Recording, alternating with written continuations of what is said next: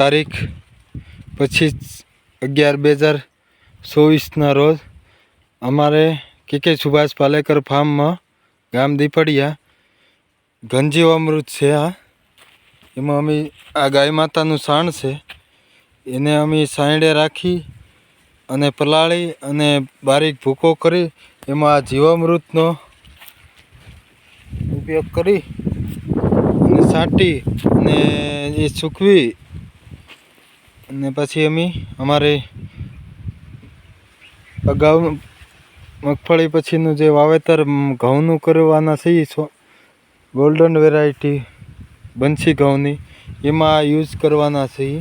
આપ જોઈ શકો છો ઘનજીવામૃત અને છાણેથી સાળી અને બારીક પાવડર કરી અને વાવણીએથી વાવી દઈશું.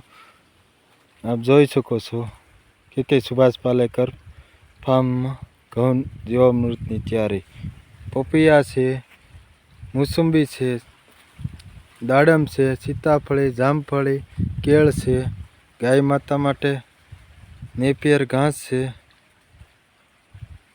તો મારે ખેડૂતોને કહેવાનું, જો ડીએપી ને યુરિયાને નાખવું એની કરતાં ગાય માતાનો પાવડર કરી જીવામૃત ભેળવી અને સુભાષ પાલેકર વિધિથી એક એકરમાં 400થી 500 કિલો ઘનજીવામૃત જાવ દો તો કોઈ ડીએપી યુરિયાની જરૂર નથી પડતી અને સરસ મજાનું ઉત્પાદન આવે છે.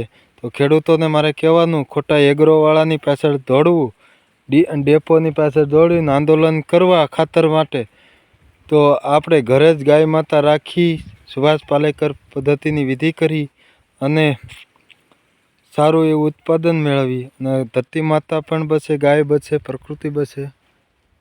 અસ્તુ. જય ગૌ માતા.